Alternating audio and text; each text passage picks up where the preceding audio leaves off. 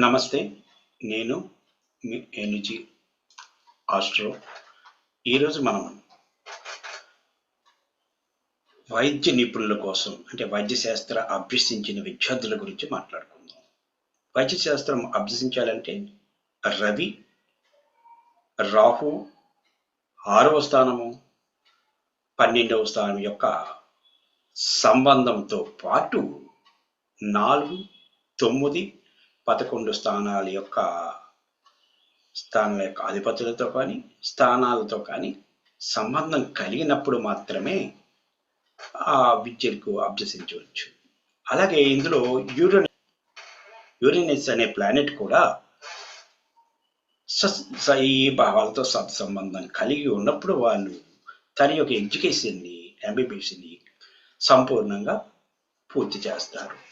కాబట్టి ఇది మనం చూడాలి. ఇప్పుడు మనం మీ ముందున్నది ఒక ఎంబీబీఎస్ విద్యార్థి యొక్క చార్టు. ఇందులో మనం చెప్పుకున్నవి ఉన్నాయా లేవో ఒకసారి పరిశీలిద్దాం. ఇక్కడ 4వ అధిపతి కుజుడు. 4వ అధిపతి ఇక్కడ మకర లగ్నము. మకర లగ్నంలో గురుడు ఉన్నాడు. 4వ అధిపతి కుజుడు. ఇక్కడ 9వ అధిపతి అంటే 9 బుధుడు. అలాగే 12వ అధిపతి గురుడు. 11వ అధిపతి మరలా కుజుడే. 6వ అధిపతి బుధుడు. 12వ అధిపతి గురుడు ఆల్రెడీ చెప్పుకున్నాం. వీటితో రవి రాహుల సంబంధం వీళ్ళకి కలగాలి. ఏ విధంగా కలిగాయి అన్నది మనం ఇక్కడ చూసుకోవాలి. ఈ చార్ట్లో శని ఇక్కడ ఉన్నారు, మేనంలో ఉన్నారు, గురుడు మకరంలో ఉన్నారు. వీళ్ళిద్దరూ ఒకరి రాశిలో వేరొకరు ఉన్నారు కాబట్టి ఇవి పరివర్తన యోగం చెంది ఉన్నవి. ఇది ఒక మంచిదే. కానీ గురుడు 12వ రాశి అధిపతి, శని 1, 2లకు అధిపతి. అయితే ఇక్కడ 12వ రాశి అధిపతి గురుడితో పరివర్తన చేయాలి. ఇక్కడ కుజుడు 4, 11లకు అధిపతి అయి కుజుడు కేతు నక్షత్రంలో ఉన్నాడు. ఇక్కడ గమనించవచ్చు. కుజుడు కేతు నక్షత్రంలో ఉన్నాడు. అలాగే శుక్రుడు కూడా కేతు నక్షత్రంలో ఉన్నాడు. వీళ్ళిద్దరూ కలిసి 12వ భావంలో ఉన్నారు. అంటే శుక్రుడికి కుజుడికి అంటే ఇక్కడ 12వ భావంతో సంబంధం అంటే 4, 11 భావాలకి 12వ భావంతో సంబంధం కలిగి ఉన్నది. ఇక్కడ మనం కూడా అబ్జర్వ్ చేయాలి. బుధుడు 11వ భావంలో ఉన్నాడు. ఈ బుధుడు 6వ భావానికి 9వ భావానికి అధిపతి. ఇతడు ఎక్కడున్నాడు? బుధుడు శని నక్షత్రంలో ఉన్నాడు.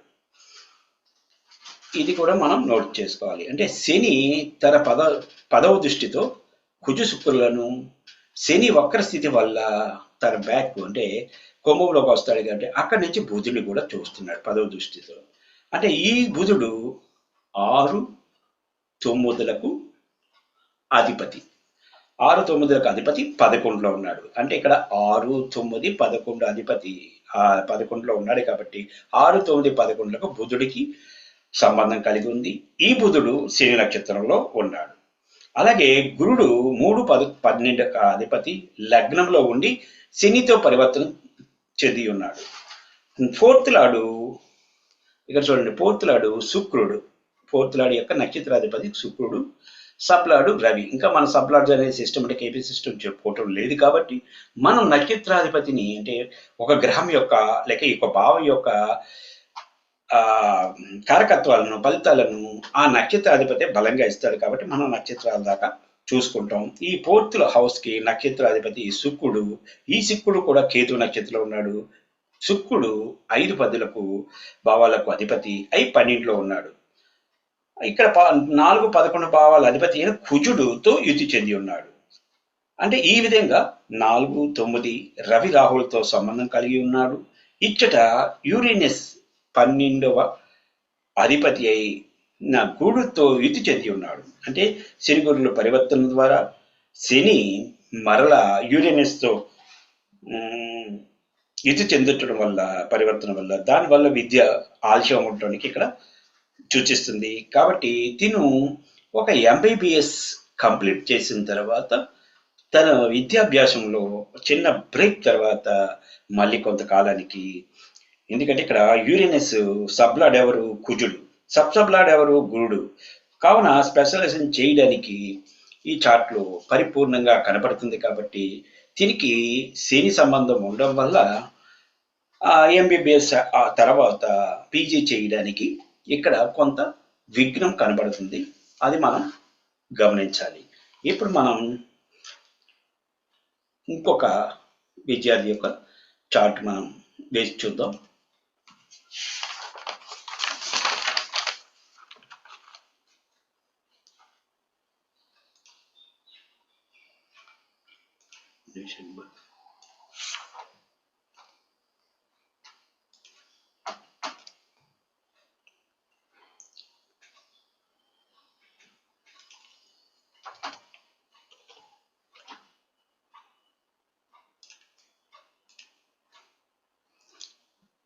ఇది గమనించండి.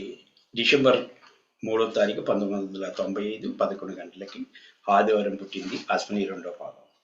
ఇక్కడ కూడా 4 సేమ్ లగ్నం కాబట్టి కుజుడు 4, 11లకు అధిపతి, బుధుడు 9, 6లకు అధిపతి, గురుడు 12వ అధిపతి.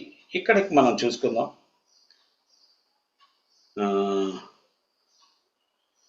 ఇక్కడ కూడా రవి, రాహు, యూరేనస్ యొక్క పాత్ర ఉంటుంది. 4వ అధిపతి కుజుడు 12వ భావంలో, శుక్రుడు 10వ భావ అధిపతితో యుద్ధి చెంది ఉన్నాడు. మరి కుజుడు 11వ భావానికి, గురుడు 12వ భావానికి, వీళ్ళిద్దరూ అధిపతులు పరివర్తన చెంది ఉన్నారు. కాబట్టి ఇది ఒక మంచిదే. కాబట్టి ఇక్కడ 12వ అధిపతి 11వ అధిపతితో పరివర్తన చెంది ఉన్నారు. కాబట్టి 2 భావాలు బలపడతాయి. 11వ భావంలో బుధుడు 6, 9లకు అధిపతి అయి, రవి, గురుడు 12వ అధిపతితో కలిసి ఉన్నారు. అంటే ఇక్కడ 6, 9 రవి 12వ భావానికి, 11వ భావానికి సంబంధం కలిగి ఉంది.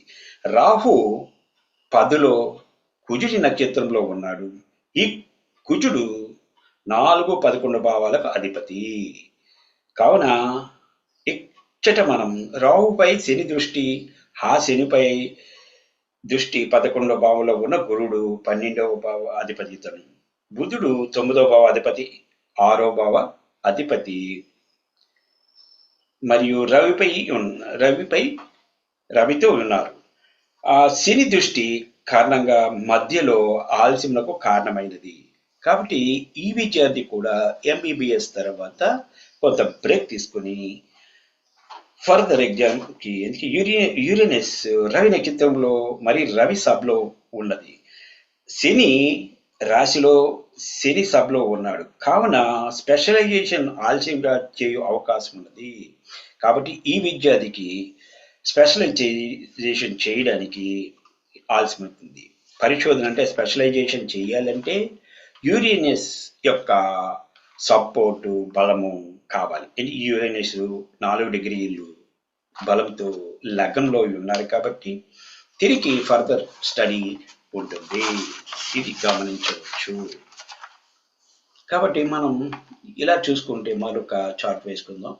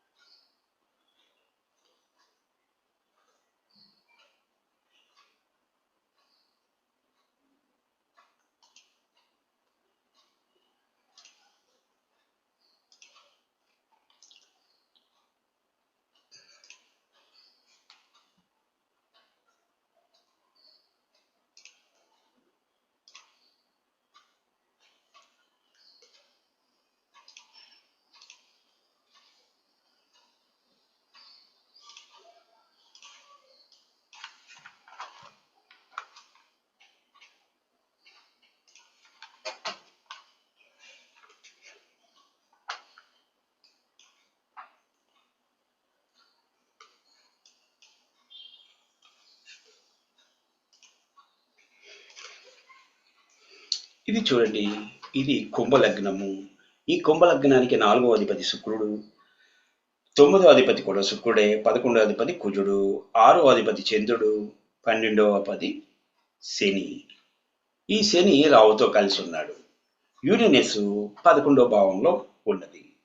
ఇక్కడ ఈ ఈ విద్యార్థికి అంటే ఇతను ఆల్రెడీ పీజీ కూడా చేసి ఉన్నాడు, ఎంఎస్ జనరల్ సర్జన్. ఇతను బుధుడు మరియు కుజుడు పరివర్తన యోగం కలిగి ఉన్నారు. ఇక్కడ వైద్య శాస్త్రం చదువుకోవాలంటే మీకు ఆల్రెడీ కాంబినేషన్స్ రవి రాహు 6, 12 భావాల కారకత్వాల యొక్క సంబంధం ఉండాలి. ఈ సంబంధం ఉంటే వాళ్ళు దీనికి తోడు యురేనస్ యొక్క సంబంధం ఉండాలి. ఇచ్చట రవి 12వ భావాధిపతి అయిన శని రాహువులతో యుతి పొంది ఉన్నాడు.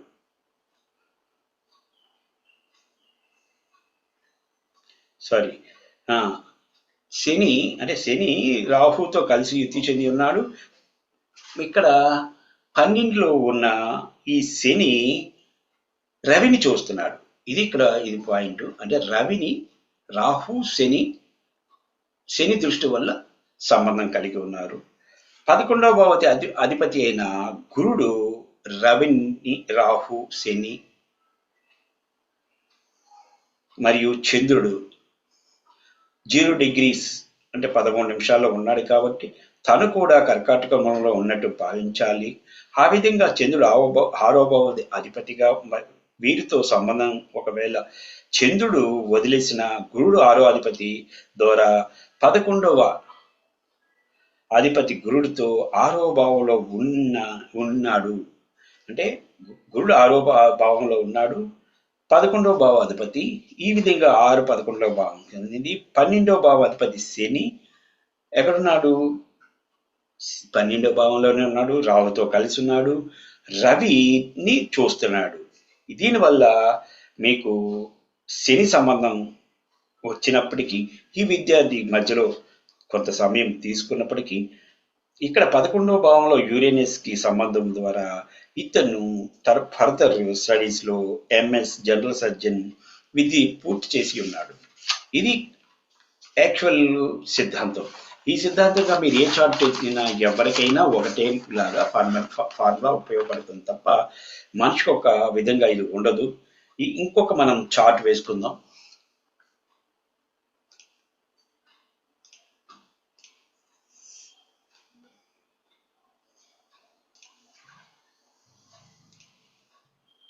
ఆరో నెల 18వ తారీఖు 94.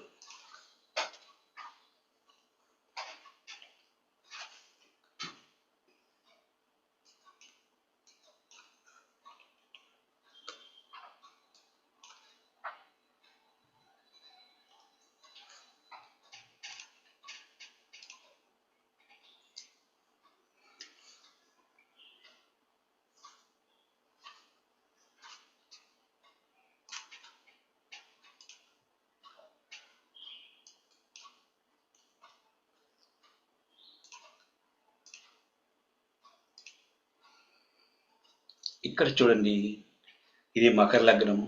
మకర లగ్నంలోనే యురేనస్ ఉంది, శని.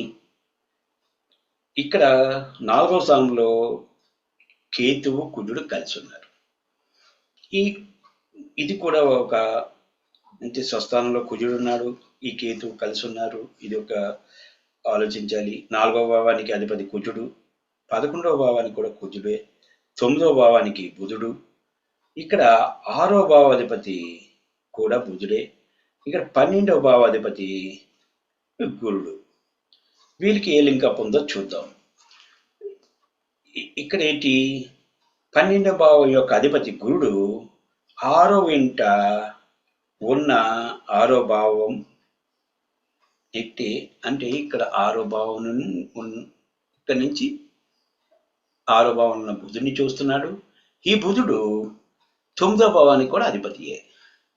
ఇక్కడ 8వ భావాధిపతి ఆయన రవితో కలిసి ఉన్నాడు. అంటే మనకి ఇక్కడ రవినే చూస్తాం కానీ ఏ భావానికి అధిపతి అని చూడడం. రవి కూడా బుధుడితో కలిసి ఉన్నాడు. అదేవిధంగా 4, 11 భావాల అధిపతి కుజుడు. ఈ కుజుడు తన స్వస్థానంలో ఉన్నాడు. ఈ గురు రాహువులు అంటే ఇక్కడ గురుడు కుజుని చూస్తున్నాడు. అంటే ఈ విధంగా రిలేషన్షిప్ సప్తమ దృష్టితో చూస్తున్నాడు.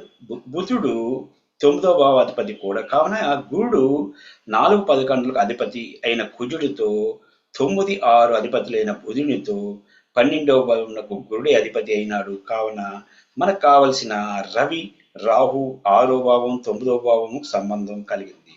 విద్యలో 4, 9, 11 సంబంధం డిగ్రీని పూర్తి చేయడానికి ఉన్నత విద్య కోసం కాంబినేషన్ కావడం కాబట్టి ఇక్కడ కూడా గురుడు ద్వారా కలదు. అంటే రాహుతో గురుడు యుతి, ఈ గురుడు వక్ర స్థితి ద్వారా కన్యలో ఉన్న 6వ భావం అధిపతి అయిన చంద్రుడితో కూడా సంబంధం కలిగి ఉన్నాడు. ఈ సంబంధం వల్ల కావున ఈ విద్యార్థి వైద్య విద్యను అభ్యసించినాడు. గురుడు వక్ర స్థితి కారణంగా యూరేనస్ దృష్టి ఉన్నది. ఇచ్చట కూడా శని సంబంధం ఉంది. అతిపెద్ద ఇబ్బంది కాదు. కానీ కేతువు ప్రమేయము విద్యలో బ్రేక్ను ఆలస్యాన్ని సూచిస్తుంది. శని ద్వారా ఆలస్యాన్ని సూచిస్తుంది. కాబట్టి శని గుడ్ పొజిషన్లో ఉన్నాడు కాబట్టి ఇక్కడ ఇబ్బంది కలిగి తన స్వస్థానంలో ఉన్నాడు కాబట్టి లగ్నాధిపతి అయి ఆహాలో యూరేషనస్ ఉన్నారు కాబట్టి ఇక్కడ ఈ విద్యార్థికి అంత ఇబ్బందికరంగా ఉండదు. ఇప్పుడు మనం ఏం చేస్తాము, మరో చార్ట్ వేసుకుందాం.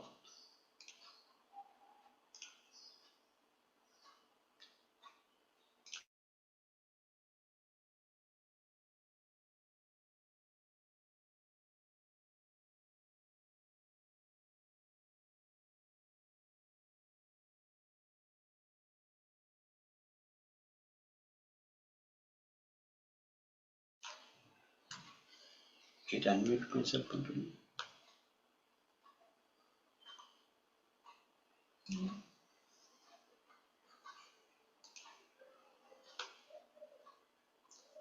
ఇది ఆగస్ట్ 23వ తారీఖు 94 ఉదయం 7:10.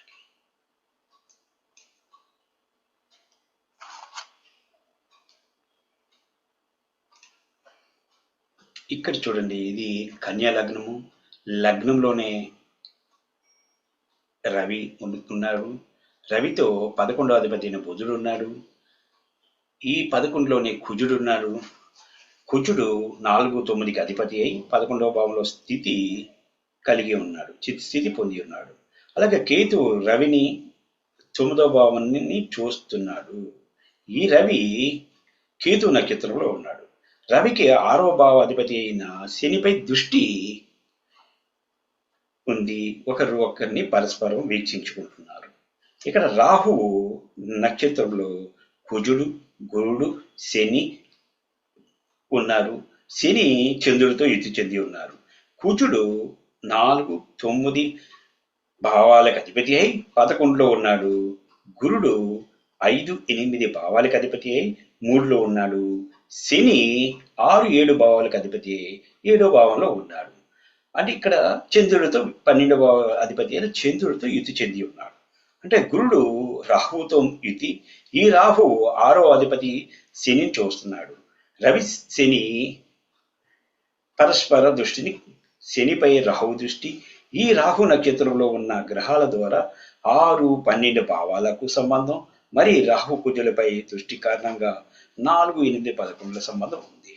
అంటే ఇక్కడ శని కేతువులతో సంబంధం వల్ల మధ్యలో బ్రేకు, మరల విద్యాభ్యాసం చేసే అవకాశం ఉంది. కుజుడి యొక్క దృష్టి యూరేనస్ పై ఉన్నందున ఈ సంబంధం కూడా కలదు. కొంతకాలం అయిన తర్వాత మళ్ళీ విద్యాభ్యాసం పీజీ కంప్లీట్ చేసే అవకాశం ఉంది. కాబట్టి ఇది ఈ విద్యార్థికి సంబంధించిన ఇక్కడ ఫార్ములా అందరికీ ఒకటే. నేను చెప్పే ఫార్ములా ప్రకారంగా మీరు సింపుల్గా ఒక విద్యార్థి యొక్క చార్ట్స్ మీరు వేసుకొని చూసుకోవచ్చు. ఇప్పుడు మనం మరొక చార్ట్ వేసుకుందాం. ఇది జనవరి 26వ తారీఖు 1995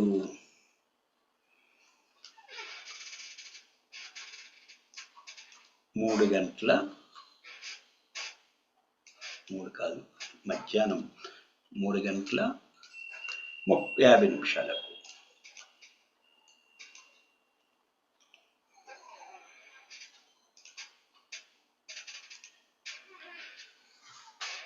ఇక్కడ చూడండి, ఈ వ్యక్తిది మిథున లగ్నమైనది. మిథున లగ్న అధిపతి 4వ అధిపతి ఒకరే బుధుడు, 9వ అధిపతి శని, 11వ అధిపతి కుజుడు, 6వ అధిపతి కూడా కుజుడే, 12వ అధిపతి శుక్రుడు. రవి, రాహు, యురేనస్ అనే ఈ ప్లానెట్స్ మనం తీసుకుందాం. ఇక్కడ 4వ భావ అధిపతి కుజుడు యురేనస్ తో యుతి చెంది ఉన్నాడు. కుజుడు 6, 11 అధిపతి అయి 6వ భావంపై మరియు 9వ భావం అధిపతి శనిపై దృష్టి కలిగి ఉన్నాడు. అంటే ఇక్కడ శుక్రుడు 12వ భావాధిపతి, 4వ భావ స్థితి. శుక్రుడు 5, 12 భావాలకు అధిపతి, అంటే 5వ భావానికి కూడా శుక్రుడే అధిపతి. శని 9వ భావం అధిపతి అయి 9వ భావం స్థితి. ఈ శని రాహు నక్షత్ర స్థితి, చంద్రుడు 6వ భావం స్థితి, ఈ చంద్రుడు నక్షత్రంలో రవి స్థితి, శుక్రుడు 4వ భావ స్థితి మరియు 8వ భావం రవి యురేనస్ తో యుతి. ఈ బుధి నక్షత్రంలో శుక్రుడు ఉన్నాడు.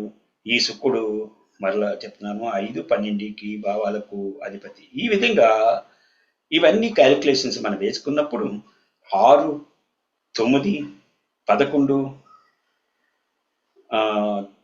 12 రవి రావులకు సంబంధం కలిగింది. ఎలా? బుధుడు రవి యురేనస్ 8వ భావంలో ఉన్నప్పటికీ ఇక్కడ వాళ్ళతో సంబంధం కలిగి ఉన్నాడు. ఈ విధంగా సత్సంబంధాలను కలిగి ఉన్నారు. దానివల్ల మనకి మంచి ఇది కలుగుతుంది. మనం ఇక్కడ మరో చార్ట్ వేసుకుందాం.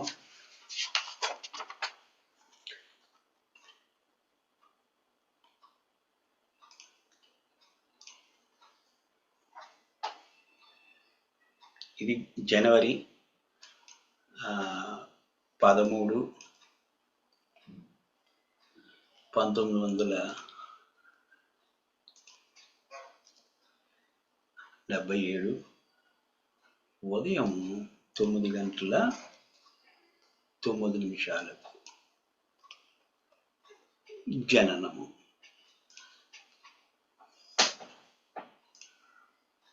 చూడండి, ఈ చార్ట్లో కుంభలగ్నము, లగ్నంలోనే చంద్రుడు ఉన్నాడు. ఇక్కడ మనం మిగతా ప్లానెట్ని పరిశీలిద్దాం. 4వ భావాధిపతి శుక్రుడు, 9వ భావాధిపతి కూడా 4వ భావాధిపతి శుక్రుడు, 9వ భావాధిపతి కూడా శుక్రుడే, 11వ భావాధిపతి గురుడు, 6వ భావాధిపతి చంద్రుడు, 12వ భావాధిపతి శని. వీళ్ళకి ఇప్పుడు చూడాలి. ఇందులో మనకు కావాల్సింది ఏంటి? 4, 9, 11, 6, 12 రవి, రాహు, యురేనస్. వీళ్ళకి ఎటువంటి రిలేషన్షిప్ ఉన్నది అనేది మనం ఇక్కడ గమనిద్దాం. 11వ భావ అధిపతి 12వ భావంలో యురేనస్ తో కలిసి ఉన్నాడు. 11వ భావంలో శుక్రుడు 4, 9కి అధిపతి, రవి 7వ అధిపతి, బుధుడు 5, 8లకు అధిపతి. వీళ్ళు కలిసి ఉన్నారు 11వ భావంలో. 11వ భావంలో కి వీళ్ళు సంబంధం కలిగి ఉన్నారు. రాహు యురేనస్ గురుడిని పై దృష్టి కలిగి ఉన్నాడు. వీరు 12వ భావంలో స్థితి కలిగి ఉన్నారు, అంటే 12 భావంలో ఉన్నారు. 6వ భావ అధిపతి చంద్రుడు,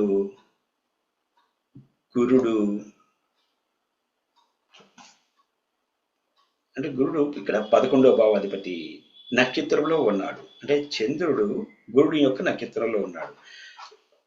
ఎలా? ఇక్కడ చూడండి, గురుడు రవి నక్షత్రంలో ఉన్నాడు. అలాగే 11వ భావములకు అధిపతి అయిన గురుడు నక్షత్రంలో ఉన్నాడు.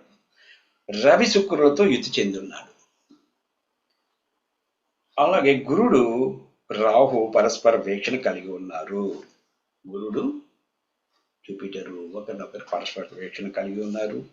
అందువల్ల 4, 9, 11 మరియు రవి రాహువులకు 6, 12వ భావాలకు యురేనస్‌తో సంబంధం కలిగింది. ఇందు శని, గురులు పరివర్తన చెంది ఉన్నారు. శని మంచి పొజిషన్‌లో అంటే మీనంలోను, ధనుసులోను చంద్రుడికి హానికరకమైన ఏమీ ఉండదు కాబట్టి అక్కడ మంచి పొజిషన్‌లో ఉన్నారు. కావున చదువైతే శని సంబంధం ఉంది కాబట్టి శీఘ్రంగా వెళ్ళినప్పటికీ అది నెమ్మదిగా విద్యాభ్యాసం సాగించి ముందుకు వెళ్ళును. నేను చెప్పే మీకు అర్థమవుతున్నాయని భావిస్తున్నాను. ఏమైనా డౌట్స్ ఉంటే అర్థం కాని పక్షంలో నాకు ఈ డిస్క్రిప్షన్లో ఇచ్చిన నెంబర్కి ఫోన్ చేసి మీరు మీకు కావాల్సిన డౌట్స్ క్లియర్ చేసుకోవచ్చు. నా ఛానల్ని సబ్స్క్రైబ్ చేసుకోండి. నేను నిత్యం మీకు అందించాలనుకునే విద్యను ఎక్కడ మిస్ కాకుండా మీరు అందుకోగలరని నేను భావిస్తున్నాను. కాబట్టి మీరు ఈ నా ఛానల్ని మీరు సబ్స్క్రైబ్ చేసుకొని మంచి విద్యాభ్యాసాన్ని పొందండి. జ్యోతిష శాస్త్రంలో మీకు అపూర్వ అనుభవం సంపాదించుకోండి. ఇది నా విజ్ఞప్తి.